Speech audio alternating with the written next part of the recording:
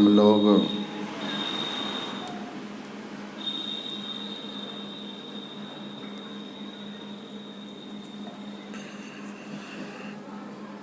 योग शिखोपनिषद से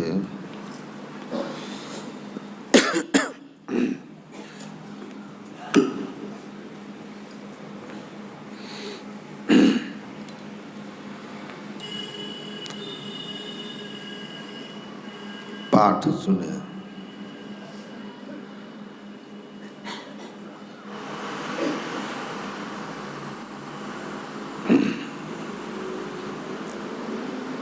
आपने यह भी सुना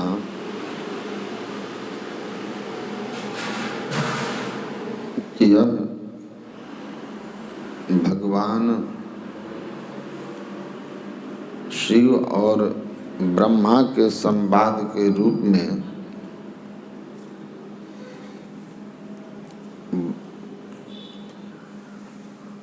बताया गया है।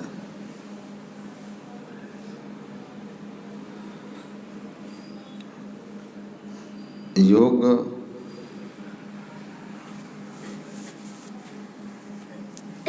की महिमा को योग के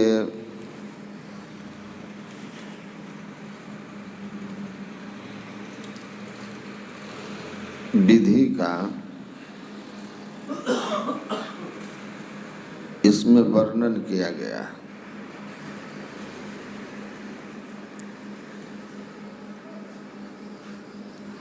भगवान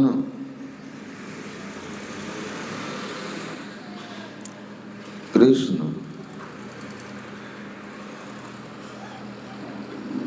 गीता में योग की महिमा को बताते हुए कहते हैं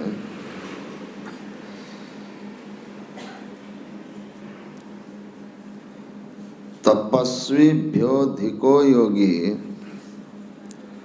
ज्ञानीभ्योऽपि मतोऽधिकः कर्मीभ्यश्चाधिको योगी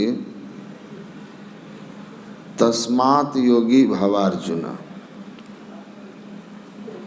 भगवान कृष्ण योग की महिमा सुनाते हुए कहते हैं तपस्वियों से योगी श्रेष्ठ होते हैं, शास्त्र ज्ञानियों से योगी श्रेष्ठ होते हैं, और जो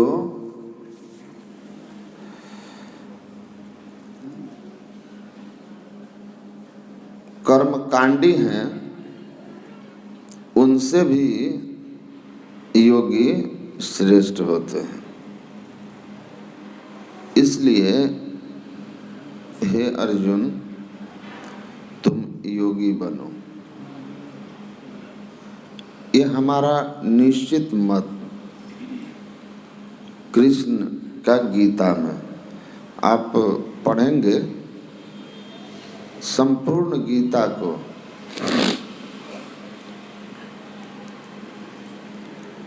भगवान कृष्ण ने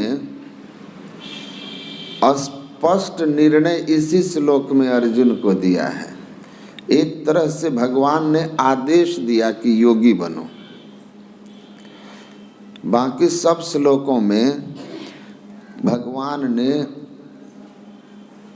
इससे ऐसा होता है, इससे ऐसा होता है, इस तरह से व्याख्या किया। लेकिन अर्जुन ने जब निश्चित मत पूछा कि मेरे लिए आपका क्या आदेश है, तो भगवान ने कहा कि योगी बनो। तस्माद योगी भवार्जुन, हे अर्जुन इसलिए योगी बनो, क्योंकि जो योगी होते हैं वे तपस्वियों से श्रेष्ठ हैं। तपस्वी, तपस्वी किसको कहते हैं? जो अपने शरीर के साथ कष्ट कारक साधना कर रहा है। शरीर को साधना,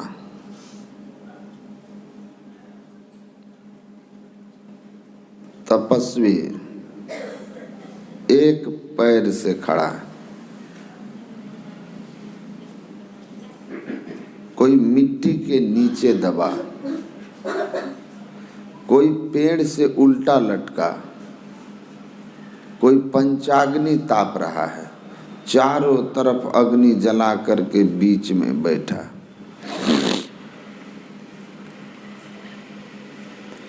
का ये सब तपस्वी हैं। कोई दूधाधारी है और कोई फलाहारी है ना, ये सब तपस्वी हैं।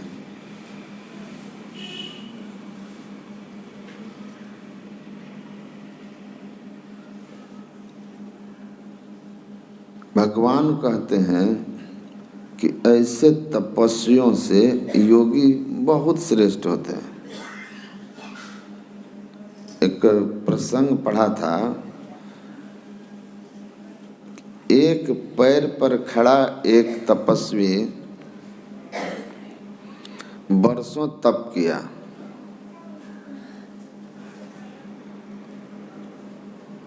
उसकी तपस्या की कीर्ति जब फैल गई तो उसके दर्शन करने के लिए बहुत लोग आते, अनेक तरह से उसकी सेवा शुश्रूषा करते, फल फूल पैसा।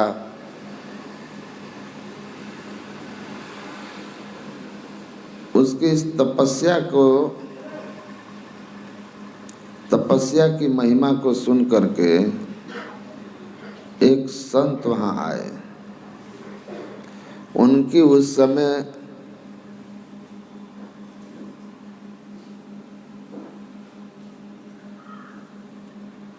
प्रसिद्धि पश्चिमी देशों में कुछ विशेष नहीं थी। स्थानीय स्तर पर वो संत लोगों में लोकप्रिय थे। चलकर के वहाँ आए जहाँ लोग उनको नहीं जानते थे, जहाँ वो तपस्वी तप कर रहा था और उसकी तपश्चर्या की पूरी चर्चा थी। वहाँ पर आकर के वो पास ही उसके सामने बैठ गए, एक ईंट को लिया और उस ईंट को घिसना शुरू किए। घिसते घिसते घिसते ईंट छोटा टुकड़ा हो गया। तपस्वी ने उस संत दिदरो नाम के संत थे, उनसे कहा कि आप कर क्या रहे हो,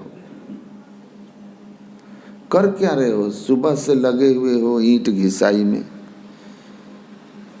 तो संत दिदरो ने कहा कि मैं इस ईंट से दर्पण बनाना चाहता हूँ, सुंदर दर्पण। तपस्वी चिढ़ गया, कहा कि शकल से तो कम बेवकूफ लग रहे थे, तुम्हारी कृत और तुम्हारा लक्ष्य, कृत की ईंटें घिस रहे हो, लक्ष्य की आईना बनाएंगे। इन दोनों को सुनकर के और देख करके तो हमको विश्वास हो गया कि तुम मूर्ख नहीं पागल हो। ईंट घिसने से दर्पण नहीं बनता, आईना नहीं बनता। संत दिदरो ने कहा, लोगों को दूसरे की मूर्खता, बेवकूफी और पागलपन दिखाई दे देता है, खुद की दिखाई नहीं देती है। खुद की मूर्खता और पागलपन दिखाई नहीं देता है। सुंदरदास जी महाराज ने कहा ना, अपन न दोष देखे पर के अवगुण पेखे, दुष्ट के स्वभाव उठी निंदा ही करतु है।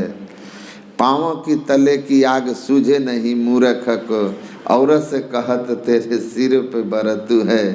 जैसे कोई घर नीके जैसे कोई राखे घर नीके को समारी करी आ कीरी तहाँ जाए छिद्र ढूंढत फिरत है।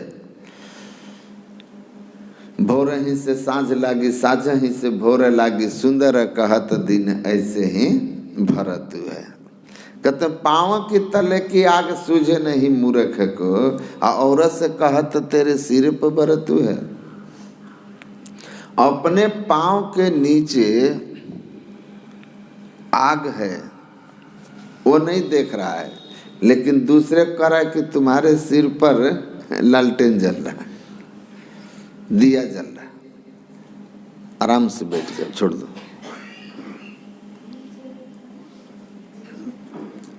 औरत से कहत तेरे सिर पे बरतु है। तो मात्सु कहते हैं कि दूसरे की मूर्खता, पागलपन, बेवकूफ़ी लोगों को झट से समझ में आ जाता है, खुद की नहीं आती। तुम क्या कर रहे हो? तुम क्या कर रहे हो? ये शरीर को कष्ट देना, एक पैर पर खड़ा होकर के हाथी का पांव बना लिया है एक पैर को, इससे परमात्मा नहीं मिलेंगे।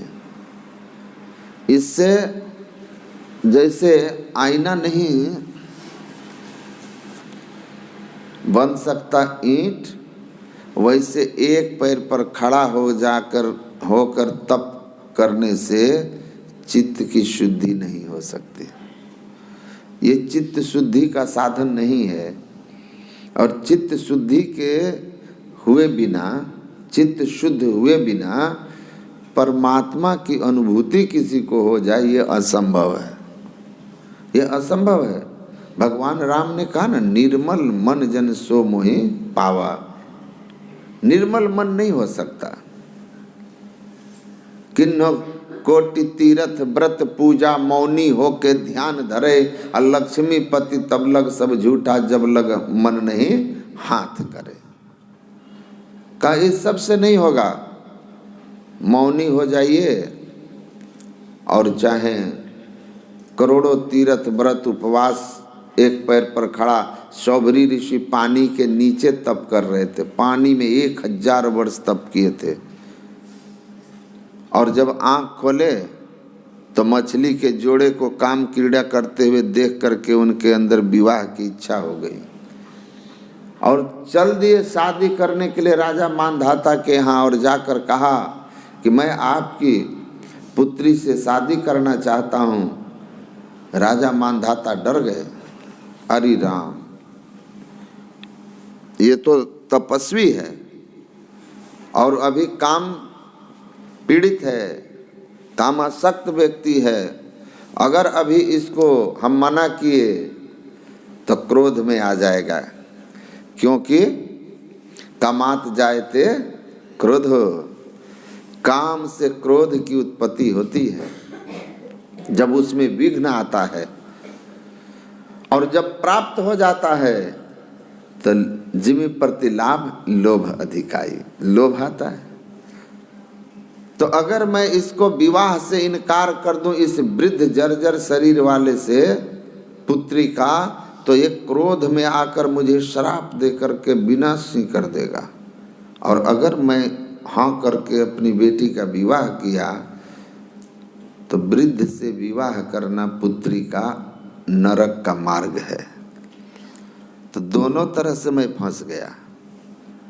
तो बेहतर क्या होगा? उन्होंने कहा हमारे कुल की परंपरा रही है कि कन्याएं स्वयं ही स्वयंवर में अपना वर चुनती है।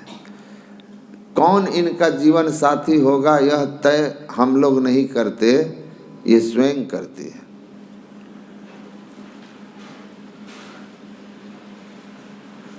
तो मैं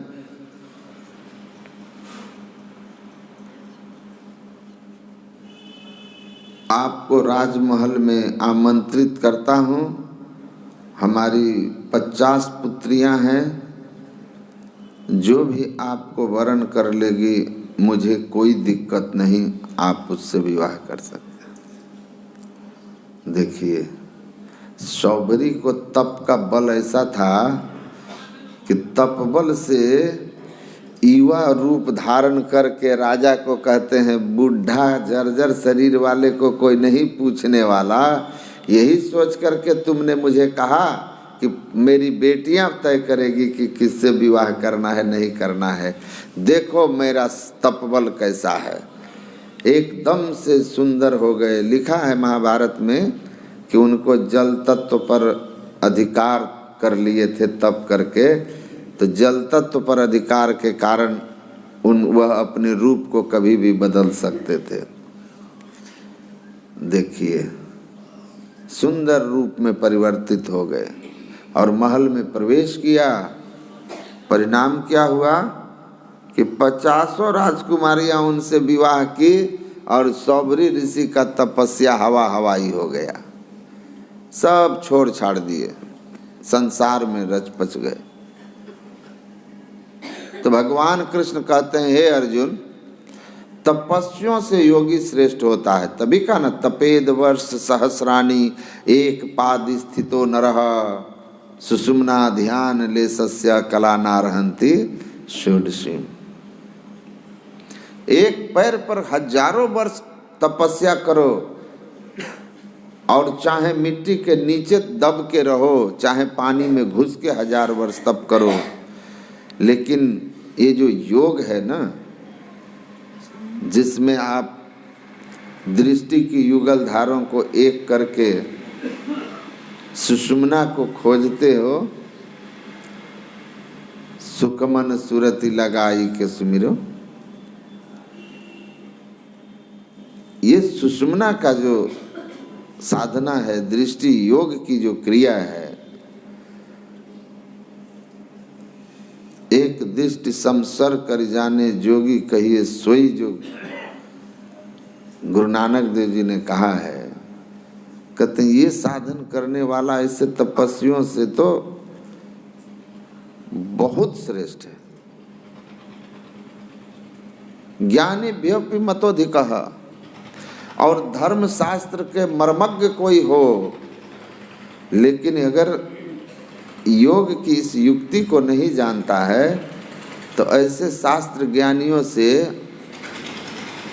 योगी बहुत श्रेष्ठ होते हैं। कबीर साहब को योग की दृष्टि, योग साधना का ज्ञान था। सर्वाजीत को समस्त धर्म शास्त्रों का ज्ञान था, लेकिन सर्वाजीत की साधना जो थी, सर्वाजीत का शास्त्र ज्ञान कबीर साहब के सामने टिक नहीं सका। कल मैं सुनाया था शायद, नहीं टिक सका। इसीलिए उपनिषद के ऋषि ने कहा, ईड़ा तिष्ठति बामेन पिंगला दक्षिणेन तु तयोर मध्ये वरम स्थानम यस्तम वेद स वेदविद। सच्चा ज्ञानी शास्त्र पढ़ के नहीं होता है। सच्चा ज्ञानी कौन? का ईड़ा तिष्ठति बामेन, बाईं ओर की दृष्टि धार को ईड़ा कहते हैं, दाहिनी ओर की दृष्टि धार को पिंगला कहते हैं, और दायां और बायां के ठीक बीच में जो है श्रेष्ठ स्थान, जिसको सुषुम्ना कहते हैं, जो उसको जानता है सच्चे अर्थ में वही वेदज्ञ है, वही ज्ञानी है।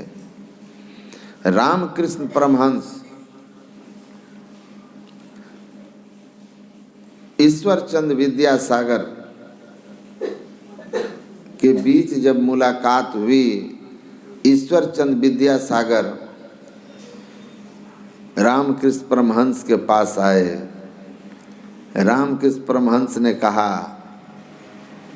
आज मुझे विद्या के सागर का दर्शन हो रहा है। विद्या के सागर का दर्शन हो रहा है।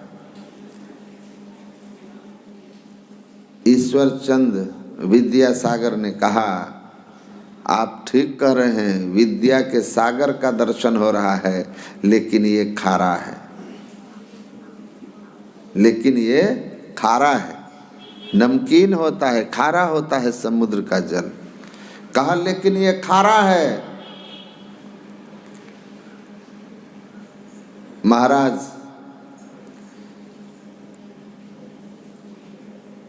मधुर पेय स्वादिष्ट ज्ञान जो है वो तो आपका है, आपका ज्ञान है। मैंने शास्त्रों को पढ़ करके विद्या अर्जित की है और आपने साक्षात ईश्वर को जान करके ज्ञान प्राप्त की है। आपको अनुभव का ज्ञान है, मेरा उधार का ज्ञान है। अनुभव और उधार के ज्ञान के बीच जब भी मुकाबला होगा, अनुभव हमेशा जीतेगा, हमेशा जीतेगा। तो आपको अनुभूति है, साधना का ज्ञान है आपको। तो कहते हैं धर्मशास्त्र कितना भी कोई पढ़े, योग का साधना नहीं जानता है, ठीक से उसको पता नहीं है कि योगी कैसे बनते हैं, योग कैसे होता है, ईश्वर को जानने का रास्ता क्या है, तो कहते हैं ऐसे शास्त्र ज्ञानी योगी के सामने बिल्कुल तुच्छ हैं। और स्वामी विवेकानंद जी महाराज ने तो कहा कि जो समस्त धर्म शास्त्रों को जानता है लेकिन ईश्वर भक्ति के मर्म को नहीं जानता, अर्थात योग विद्या में पारंगत नहीं है, वह उस गधे की तरह है जिसके पीठ पर किताबों का बोझ लदा हुआ, किताबों का बोझ है। बस अनुभव करता है कि मेरे पीठ पर बोझ है, उसकी महिमा को नहीं कभी अनुभव नहीं कर पाता। और भगवान राम ने कहा अद्वितीय चतुरो वेदान बहुशास्त्राणि नेकशः ब्रह्म तत्त्वम न जानाति दर्वीपाक रसम यथा।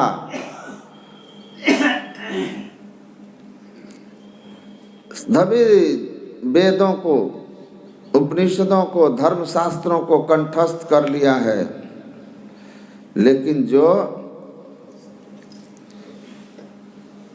ब्रह्म ज्ञान का वास्तविक स्वरूप, ब्रह्म का वास्तविक स्वरूप और उसकी प्राप्ति के वास्तविक साधना योग को नहीं जानता है, वह कलछुल की तरह है। सब व्यंजन में चला लेकिन स्वाद किसी का उसे पता नहीं है।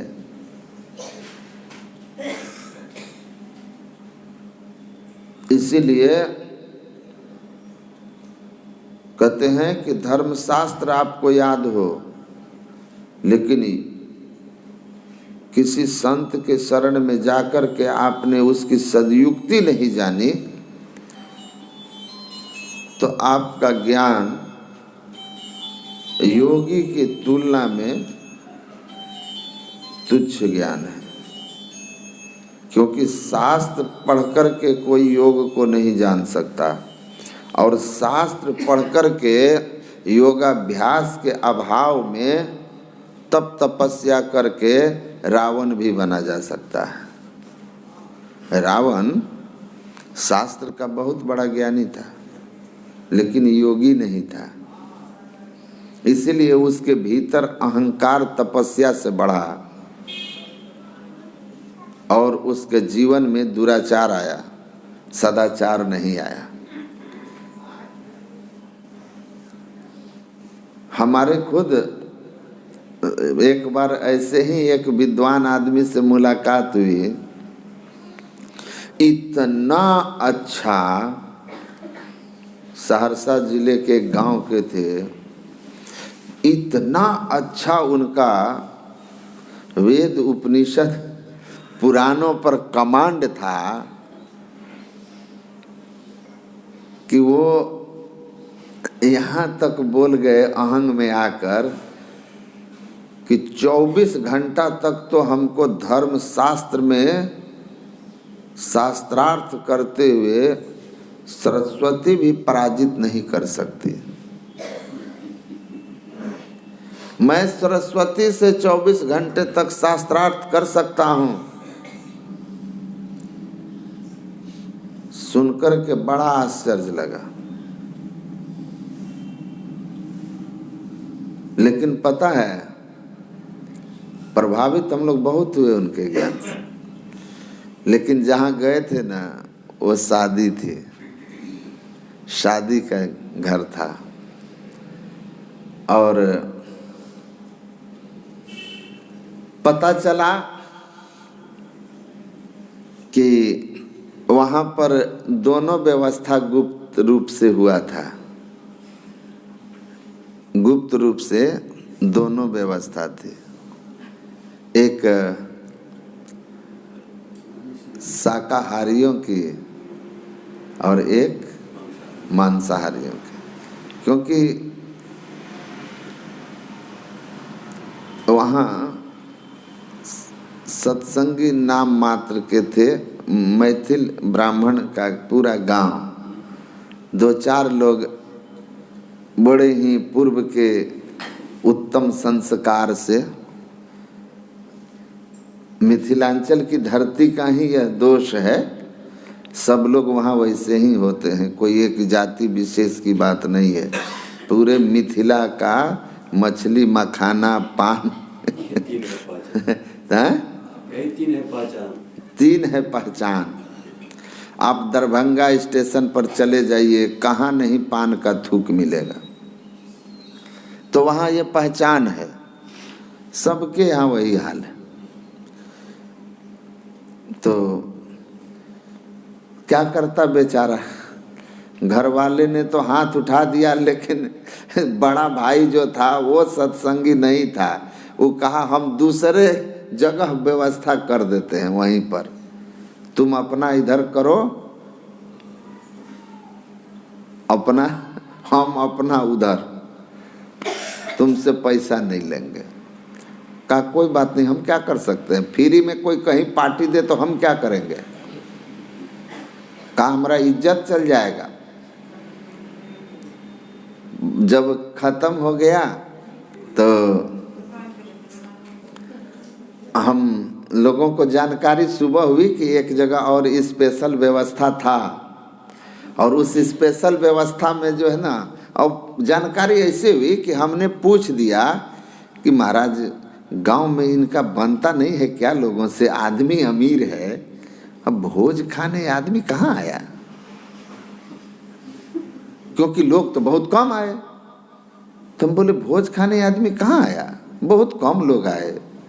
पता चला पूरे गांव को आमंत्रित किया, अड़ोस पड़ोस को, बगल के गांव तक में निमंत्रण है, यहाँ तो 100-200 आदमी भी नहीं खाया होगा। तो हमको बोला कि छोड़िए ना, आप जौन काम से आए थे किए, अब आप लोग अपना जाइए, जान के क्या कीजिएगा। हम बोले नहीं, आए हैं तो जानना चाहिए ना, अगर इनको कोई कमी है समाज में, इनका अगर तिरस्कार होता है तो क्या कारण है जाने। तो बोला आदमी इतना खाया कि आपको बता नहीं सकते, बहुत लोग खाया। हम बोले कब, हम सो गए तब। कहा नहीं नहीं, आप सोए तब नहीं खाया, यहाँ नहीं कहीं और खाया। हम बोले ओ कहीं और भोज भंडारा था ना।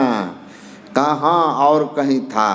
बाद में पता चला कि उनका भाई किया था उसी शादी के लिए, जिसमें पूरा गांव टूट पड़ा था, क्योंकि वहाँ विशेष व्यवस्था थी मांसाहारियों की। तो हम कहे कि वो जो थे वो कहाँ हैं। रात में जो महाराज बड़े ज्ञान बता रहे थे वो किधर थे, इधर की उधर, क्योंकि इधर तो नहीं थे। कहा कि वो उधरे थे। हम कहे हो भगवान, हम सोचते थे कि रावण के बारे में चढ़ा बढ़ा के बोला गया है, अब हमको पूरा विश्वास हो गया कि रावण जरूर होगा ज्ञानी वेद वेदांत का, क्योंकि जब अभी इतना ज्ञान उनको शास्त्र का कि हम लोग उससे प्रभावित हो गए, लेकिन गए उधर ही, वो गए उधर ही, मतलब शास्त्र ज्ञान हवा में उड़ गया। तो योग नहीं करते हैं, इसीलिए खा रहे हैं मिथिला का पान मखान और माछ।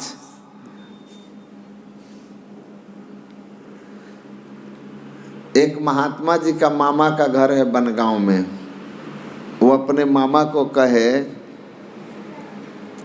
उनके मामा लोग खान टाइटल लिखते हैं लेकिन हैं ब्राह्मण हैं, मैथिल ब्राह्मण। खां लिखते हैं। हाँ, कहा कि मामा बहुत मांस मछली खाए, अब तो उम्र आपकी ढलान पर है, तो अब आप खान पान सुधार लें। तो वो कहते हैं कि देख बाबू, माछ मिले छो तो दूगो रोटी अंदर धंसे छो, माछ छुटलो कि हमार दुनिया से नाता टूटलो, माछ नहीं छूटता। तो क्या बोलते, बेचारे चुप रह गए। तो अब देखिए कि ज्ञान शास्त्र का उतना है, हम उनको पकड़े, हम बोले हम तो बिना मिले जाएंगे नहीं उनसे, हमको मिला। हम कहे महाराज जी इतना धर्म ग्रंथ पढ़े तो आपको कहीं नहीं मिला कि मांस मछली खाना जो है वो मनुष्य का आहार नहीं है, हैं? नहीं मिला कहीं। तो कहते हैं कहा कि बाबा बहुत जगह मिला, हाँ बहुत जगह मिला। तो हम बोले कि तब खाते क्यों हैं? कहा कि मन का बिगड़ा हुआ, मन का बिगड़ा हुआ मन, जिह्वा पर नियंत्रण नहीं। मतलब धर्म शास्त्र को पढ़ करके आप अपने आप पर नियंत्रण नहीं कर सकते, इंद्रियों को बस में नहीं कर सकते हैं जब तक योग नहीं करेंगे। योगी छठ दमशील विरति बहु कर्मा, निरत निरंतर सज्जन धर्मा। जब तक दमशीलता का साधन नहीं होगा, दमशीलता इंद्रिय निग्रह दृष्टि योग की साधना नहीं होगी, तब तक चित्त वृत्ति का शुद्धिकरण नहीं हो सकता, बिगड़ा हुआ मन सुधर नहीं सकता है, और जिह्वा आपका नियंत्रण में नहीं होगी, न आँख न कान न मुंह, कोई नहीं होगा, सारी इंद्रियां अनियंत्रित होगी। शास्त्र का ज्ञान 5 मिनट में हवा में उड़ जाएगा, हवा में उड़ जाएगा। सुने होंगे वेद व्यास के शिष्य थे जैमिनी, बड़े विद्वान, और जब वेद व्यास जी उनसे लिखवा रहे थे और कहा कि मनुष्य की इंद्रियां इतनी बलवान होती है कि बलात् उसको खींच करके विषयों में लेके चली जाती है, विद्वानों के भी इंद्रियों को खींच करके विषयों में ले जाकर उनको पाप में गिरा देती है। जैमिनी ने कहा हम नहीं लिखेंगे, ये असंभव बात है, जो विद्वान है ज्ञानी है उसको कैसे इंद्रियां खींच ले जाएगी विषयों में, हम नहीं लिखेंगे, हम सहमत नहीं है गुरुदेव। कहा कि अच्छा ठीक है अभी रहने दो, बाद में मैं आता हूँ तीर्थ करके तब समझाऊंगा, तब तक तुम अभी रहकर आश्रम में तपस्या करो। कहा ठीक है, अध्ययन मनन करो। अब वो शास्त्र ज्ञानी थे। वेद व्यास जी महाराज निकल गए, जिस दिन वेद व्यास निकले उसी दिन शाम का समय भयंकर वर्षा, आंधी, तूफान, और उसी समय अकेले जैमिनी जंगल में अपने कुटिया पर, और तभी एक युवती भींगी हुई शरीर में बहुत सुंदर वहाँ आकर कहती है, महाराज रास्ता भटक गई हूँ, अंधेरा हो चला है, आंधी तूफान है, आप हमको कुटिया में रात भर रहने का परमिशन दे दें। जैमिनी ने कहा ठीक है, तुम इस कुटी में रह जाओ, दरवाज़ा बंद कर लेना, किसी के कहने पर दरवाज़ा मत खोलना, मेरे कहने पर भी मत खोलना। उसने कहा कि ठीक है, नहीं खोलेंगे। दरवाज़ा बंद करके वो सो गई। वो सुंदर चेहरा जैमिनी के आंख बंद करे सोने के लिए तो वही दिखाई दे, आंख खोले तो उसी का सुंदर चेहरे का इतना खूबसूरत वही चेहरा उसके सामने आए। इसने सोचा कि गुरु महाराज तो गृहस्थ होके ही ब्रह्मज्ञानी हो गए हैं, हम ब्रह्मचारी हैं, तो गृहस्थ भी ब्रह्म विद्या को प्राप्त कर सकता है, तो गृहस्थ आश्रम ठीक है। चला गया, जाकर कहा गेट खोलो, बोली नहीं खोलेंगे। खोलो, नहीं खोलेंगे। वो लिखा है कि ऊपर से छप्पर फाड़ के नीचे कूद गया। बोली अरे ये क्या कर रहे हैं आप?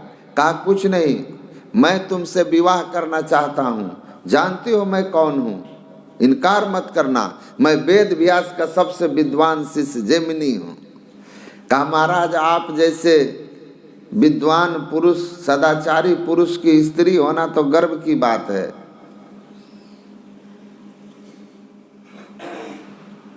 मैं विवाह करने के लिए तैयार हूँ, लेकिन विवाह के लिए आपको हमारे कुल परंपरा का पालन करना पड़ेगा। बोलो क्या है कुल परंपरा?